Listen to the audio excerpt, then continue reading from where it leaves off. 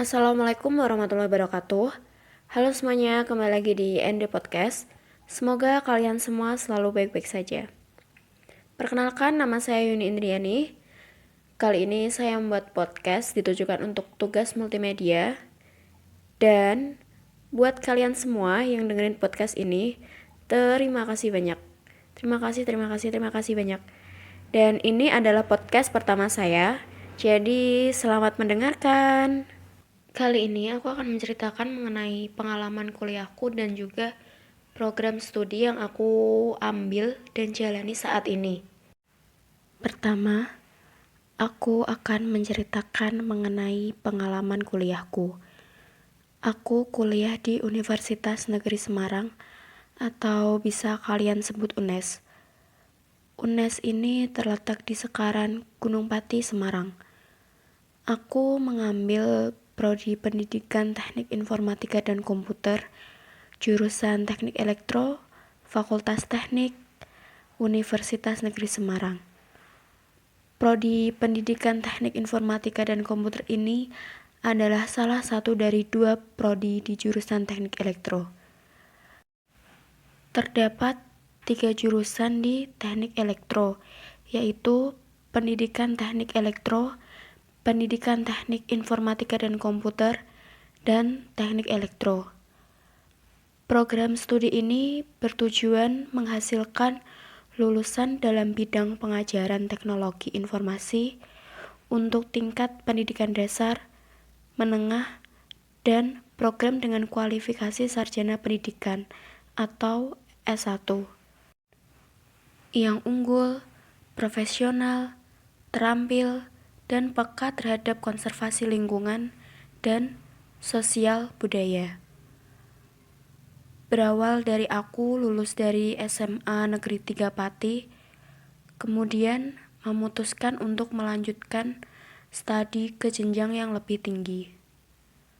Aku memutuskan untuk mengambil prodi Pendidikan Teknik Informatika dan Komputer ini melalui jalur ujian mandiri. Awal mulanya, prodi Pendidikan Teknik Informatika dan Komputer ini yang milihin teman aku. Kukira nggak bakal keterima kan, tapi ternyata keterima. Sedangkan temenku yang bener-bener pengen kuliah di IT malah nggak keterima. Aku awalnya kaget sih karena aku keterima, dan lebih parahnya lagi, aku nggak suka bergelut dengan dunia pendidikan. Apalagi aku keterimanya di Pendidikan Teknik Informatika dan Komputer. Ya, tapi apa daya sih, nggak bisa milih kan. Jadi ya udah aku terima. Harapanku sih pada saat keterima di Pendidikan Teknik Informatika dan Komputer ini agar dapat mengikuti perkuliahan dengan baik, dapat berteman dengan orang baik juga, dan yang pastinya agar lulus tepat waktu atau enggak lulus cepatnya lah. Nah, sebelum perkuliahan dimulai kan pastinya ada yang namanya ospek. Nah, di sini juga ada ospek universitas, ospek fakultas, dan ospek jurusan. Kali ini aku akan membahas mengenai ospek di jurusanku. Pada ospek jurusan ini diberikan banyak penugasan supaya kita jadi lebih tahu mengenai jurusan teknik elektro dan juga lebih mengenal teman satu jurusan kita. Selain itu juga ada makrab yang dilaksanakan 3 hari 2 malam di Gedung Songo. Makrab ini adalah malam keakraban yang pastinya satu jurusan diharuskan untuk mengikutinya. Nah, makrab ini adalah hal yang gak bisa aku lupain. Suasananya, acaranya, keakrabannya. Aduh, pengen deh ikutan lagi. Dan kata anak jurusan lain, kalau makrabnya elektro itu pasti terkesan wow, wah, Jadi benar-benar seru. Selama aku kuliah di pendidikan teknik informatika dan komputer ini, aku dapat temen dari berbagai kota. Ada yang dari Papua, Kalimantan, Sumatera, dan lain-lain. Dan juga dosennya juga baik-baik. Terus sama kita harus bisa menyesuaikan diri aja sih. Aslinya kalau kuliah di pendidikan teknik informatika dan komputer ini enak kalau kita bisa menyukai dan juga menikmati. Tapi kalau kita emang gak suka dari awal dan gak mau belajar untuk menyukai, ya pastinya kita akan lebih sering mengeluh dan tertekan. Di pendidikan teknik informatika dan komputer ini, kita juga belajar mengenai jaringan, multimedia, coding, dan masih ada banyak lagi. Awalnya aku sih nggak begitu menikmati, soalnya nggak sesuai dengan passionku. Tapi ya mau gimana lagi, udah takdir, udah jalannya. Aku harus kuliah di sana emang. Itu sih awalnya. Tapi selama 4 semester ini, aku baru merasakan kuliah di pendidikan teknik informatika dan komputer ini gak seperti apa yang aku pikirkan sebelumnya. Bener-bener nggak seperti ekspektasiku sebelumnya. Di sini aku jadi banyak belajar mengenai hal-hal baru yang awalnya aku nggak tahu dan nggak paham, jadi menjadi lebih paham dan jadi lebih banyak mengetahui. Juga apa yang aku nggak tahu jadi tahu, dan apa yang aku nggak suka itu jadi lebih suka gitu loh. Apalagi di sini juga kakak tingkatnya baik-baik, benar-benar baik-baik, cantik-cantik, ganteng-ganteng. Ya deh.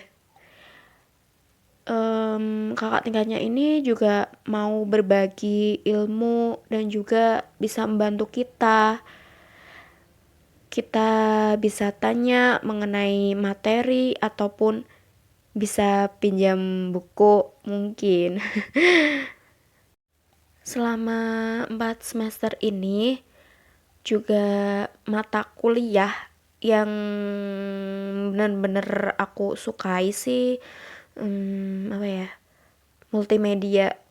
Walaupun sejujurnya aku nggak ahli-ahli banget sih dalam hal editing, tapi entah mengapa aku suka banget.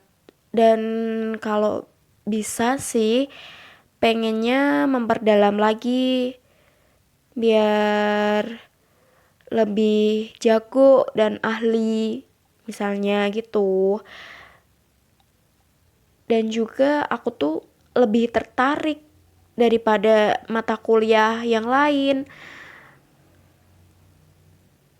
Santai-santai, dosennya tuh gak galak kok, jadi dibuat nyaman aja, dinikmati aja, dan jangan lupa selalu bersyukur. Terus apalagi ya, oh iya, kalau kalian mikir nanti setelah lulus kalian harus jadi guru, menurutku itu pemikiran yang salah.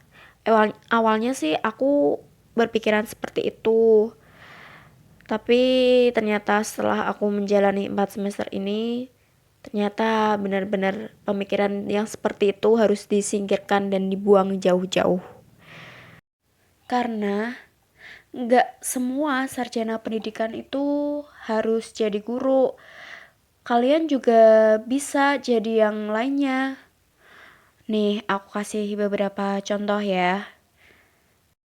Yang pertama, kalian bisa jadi tenaga pendidik atau guru SMK dalam bidang keahlian rekayasa perangkat lunak, teknik komputer dan jaringan, dan juga multimedia.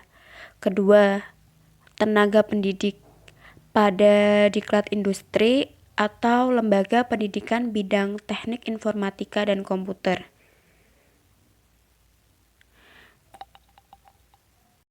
Yang ketiga, tenaga kependidikan atau kepala laboratorium komputer atau pengelola laboratorium. Keempat, tenaga pendidik atau sebagai dosen di perguruan tinggi atau politeknik, tapi setelah menempuh pendidikan pasca sarjana ya. Yang terakhir, tenaga profesional yang memiliki jiwa entrepreneurship bidang teknologi informasi baik sebagai programmer, analisis sistem, administrator, maupun desainer visual atau multimedia di perusahaan bidang teknologi informasi maupun production house. Jangan khawatir guys, karena mata kuliah yang diajarkan juga mirip seperti jurusan teknik informatika dan ilmu komputer, jadi tidak menutup kemungkinan lulusan sarjana pendidikan teknik informatika dan komputer juga bisa berkarir sebagai programmer profesional sebagaimana lulusan dari jurusan teknik informatika dan ilmu komputer. Karena yang saya lihat, mata kuliah yang diajarkan juga tidak berbeda jauh dengan jurusan teknik informatika dan ilmu komputer yang non-pendidikan. Oke, sekian dari aku. Kurang lebihnya mohon maaf. Wassalamualaikum warahmatullahi wabarakatuh. Bye-bye.